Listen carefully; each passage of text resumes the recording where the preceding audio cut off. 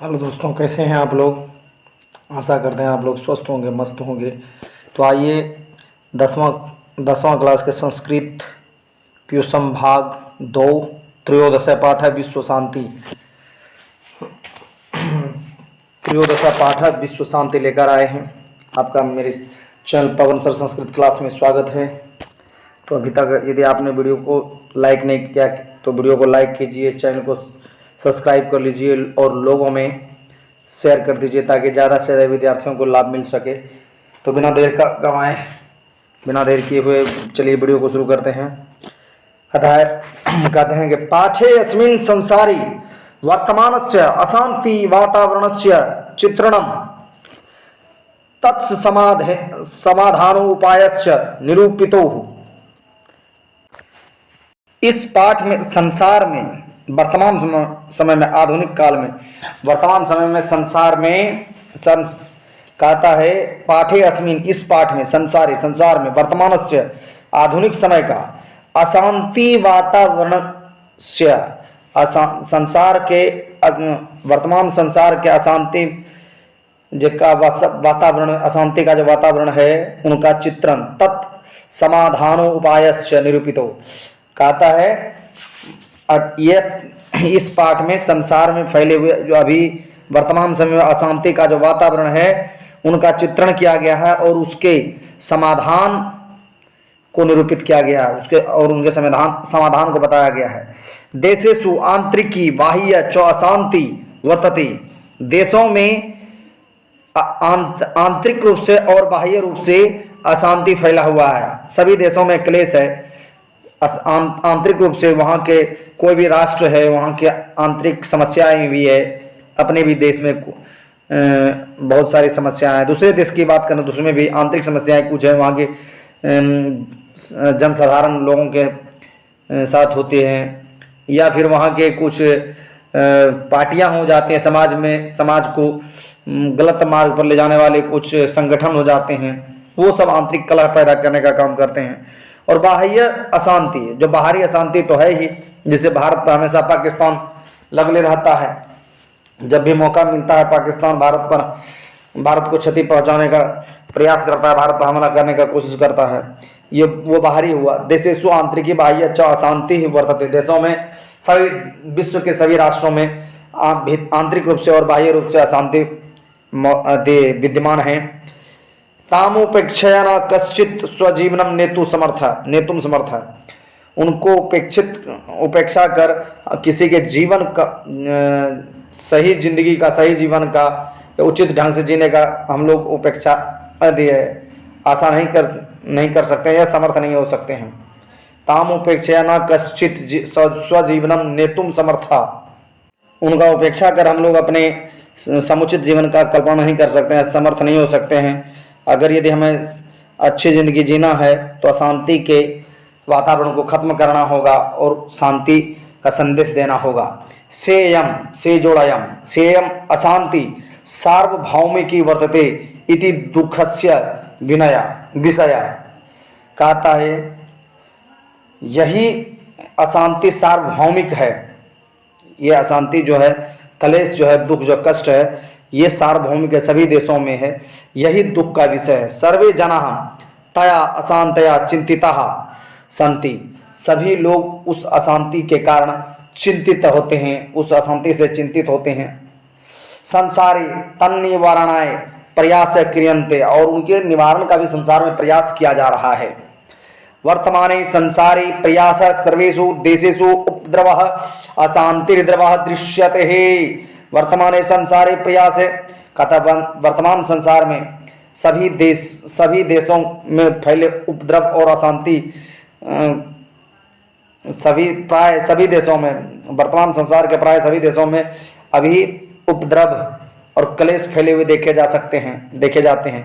क्वाचिदेव शांतम वातावरणम वर्तते। कहीं शांत वातावरण है। क्वचित देशस्य आंतरिक समस्या श्रित्य है कलहो वर्तते। किसी देश में आंतरिक समस्या के कारण कलह हैं। तेन शत्रु राज्यानि मोदमनानि कलहम वर्धयन्ते।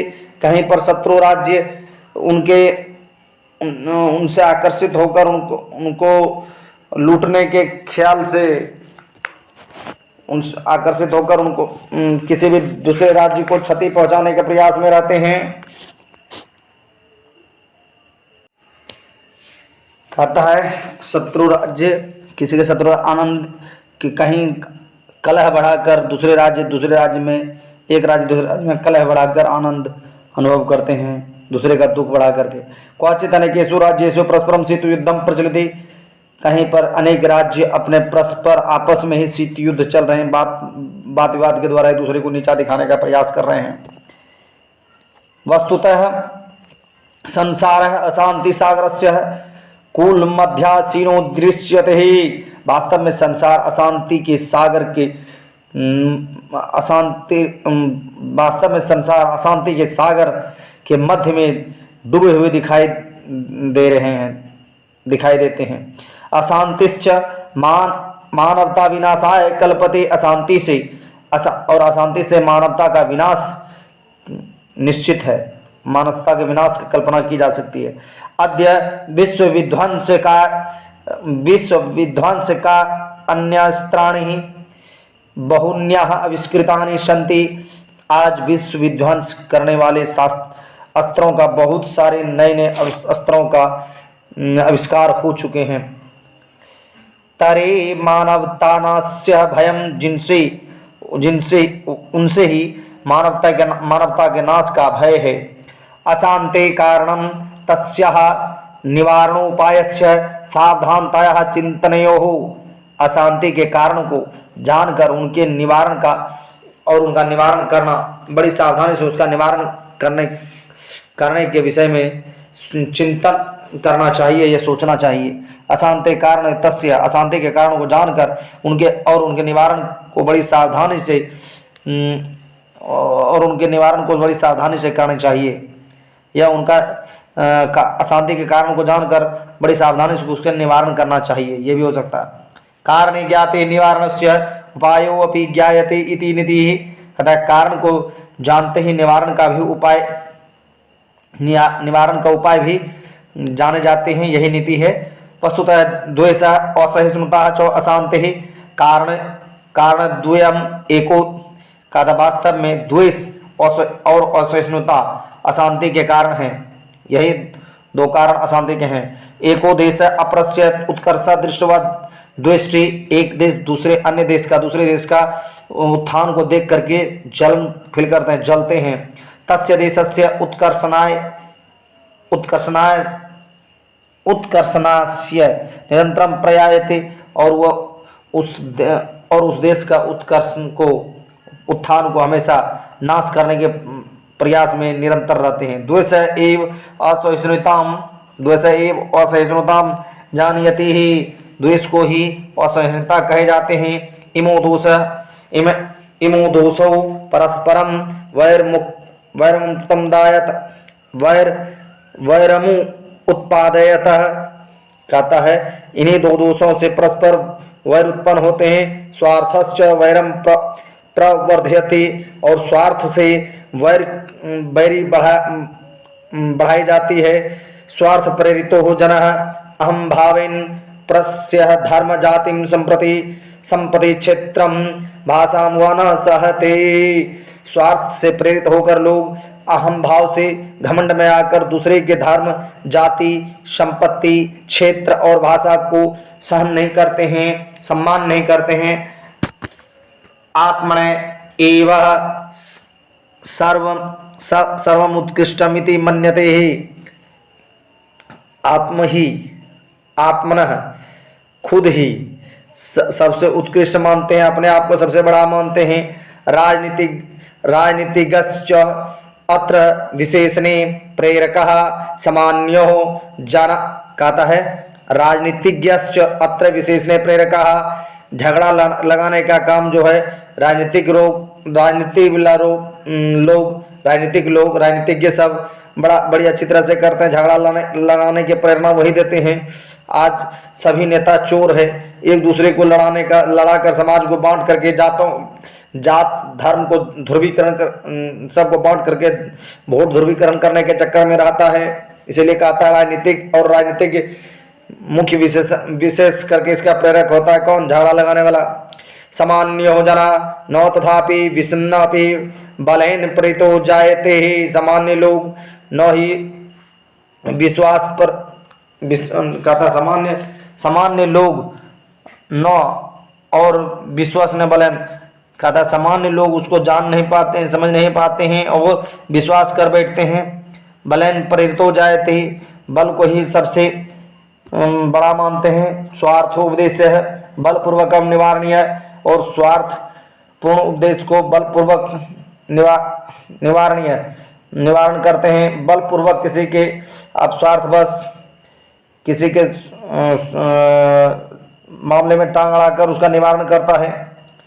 स्वार्थो उपदेशा बलपूर्वक निवारणीय कहता है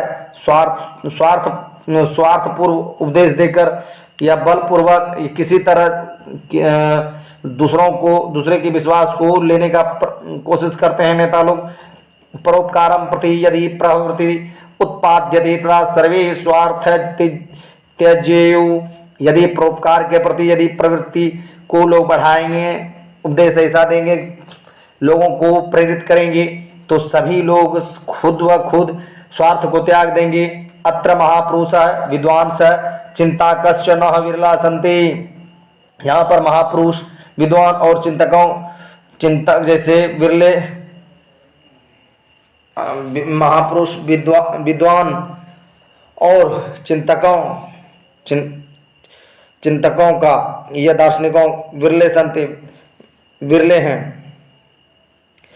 तेषां कर्तव्यमिदं यत् जने जने समाजे राज्ये राज्ये च परमार्थं वृत्तिं जनयेयुः। उनका कर्तव्य है कि वे लोगों जने जने प्रत्येक लोगों को समाज हर समाज में राज्य में हरेक राज्य और हरेक राज्य में परमार्थ की वृत्ति को आगे बढ़ावा दे। शुष्क उपदेशाश्च न पर्याप्त, खाली छुच्छे भाषण देने से कुछ नहीं होगा। प्रत्युतः तस्य कार्यान्वयन च जीवने निर्वाहम, वास्तव में उसका कार्यान्वयन कर जीवन को निर्वाहन करने के लिए सिखाना चाहिए। उक्तंच ज्ञानम भार क्रिया बिना, इसलिए कहा गया ज्ञान क्रिया के बिना भार स्वरूप है।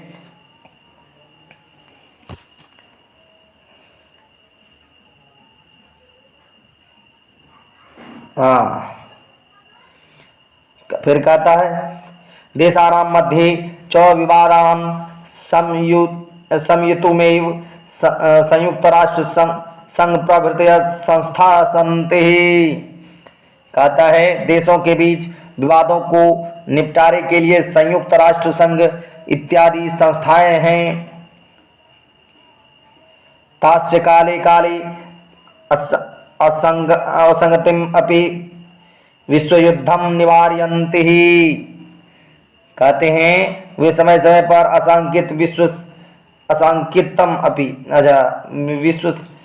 वे समय समय पर असांकित विश्व युद्ध को शांत करते हैं। भगवान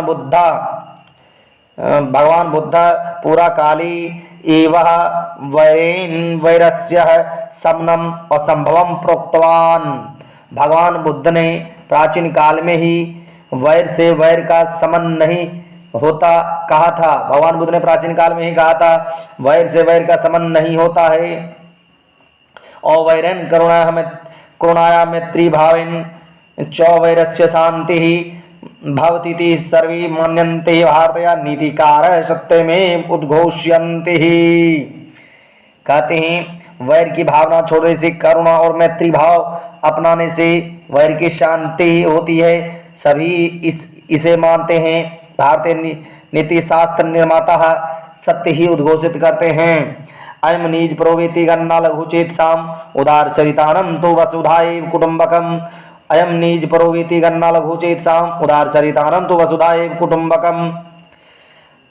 यह अपना है वह पराया है, यह मेरा है वह दूसरों का है, अर्थात यह मेरा परिवार है वह दूसरों का परिवार है, ऐसा संकुचित बुद्धि वाले कहते हैं। किंतु उदार विचार वाले उदार हृदय वाले पुरुष के लिए तो समस्त संसार ही अपना कुटुंब है। यह भारत की नीति है और इसी नीति से आज संसार में शांति की स्थापना स्थापित किया जा सकता है। परपिंडरम आत्मनाशाय जायते ही परोपकाराय शांति कारणम भवति ही। पर पीड़ा अर्थात दूसरों को दुख पहुंचाना आत्मनाश उत्पन्न करती है, और परोपकार अर्थात दूसरों की भलाई शांति उत्पन्न करने का कारण बनता है। अद्यापि परस्य देशस्य संकटकाले अन्य देशाः सहायतां राशि सामग्री च प्रेषयन्ति इति विश्वशान्ति सूर्योदय दृश्यते है। आज भी एक देश दूसरे देश के संकट काल में अन्य देशों से सहायता राशि अर्थात धन और सामग्री भेजी जाती है। यह विश्व शांति को सूर्योदय दिखता है। तो देखते हैं और क्या है भाई इसमें। आइए भारत के बारे में कुछ विशेष जानते हैं। कहते हैं हम भारत से क्या सीखे, एक निबंध लिखा गया मैक्स मुलर के द्वारा। मैक्स मुलर ने भारतीय स्त्री संपदा से पूरे विश्व को अवगत कराया है, लेकिन हम लोग भारत को समझ नहीं पाए। ये बड़ी दुख की बात है। मैक्स मुलर ने कहा है कि भारत ने पूरे विश्व को क्या दिया है, मानव हित के लिए इनके द्वारा संपादित कार्यों का कितना महत्व है आदि विषयों पर तर्कसंगत और व्यवहारिक पक्षों पर अपनी लेखनी द्वारा ध्यान केंद्रित करते हुए मैक्स मुलर ने विशद प्रकाश डाला है। भारतीय भू संपदा, प्राकृतिक सुषमा व भू आकृति, जंगल, जमीन, जल आदि के बारे में विशद चर्चा करते हुए भारत की महत्ता को रेखांकित किया है। संस्कृति, भाषा की प्राचीनता, उसकी उपयोगिता, भाषिक संरचना, उसे महत्व पर पूर्ण रूपेण प्रकाश डालते हुए भारतीय लोगों के रहन सहन, खान पान का सम्यक चित्रण किया है। भारत का इतिहास, ज्ञान विज्ञान काफी पुराना है। यहाँ के मनुष्यों ने अपने साधना और त्याग भावना से लोकहित का काम किया। मैक्स मुलर ने इसकी प्राचीन विशेषता, विलक्षणता की चर्चा करते हुए नवा आगंतुकों को यह संदेश दिया है कि विश्व की सभ्यता भारत से बहुत कुछ सीखती है और ग्रहण करती है। मैक्स मुलर भी स्वयं को भाग्यशाली मानते हैं। इस विलक्षण देश की सभ्यता संस्कृति को करीब से देखने समझने का उन्हें मौका मिला। इस भाषण की महत्ता आज भी है। स्वदेश अभिमान के विलोपन के इस दौर में इस भाषण की उपयोगिता और बढ़ जाती है।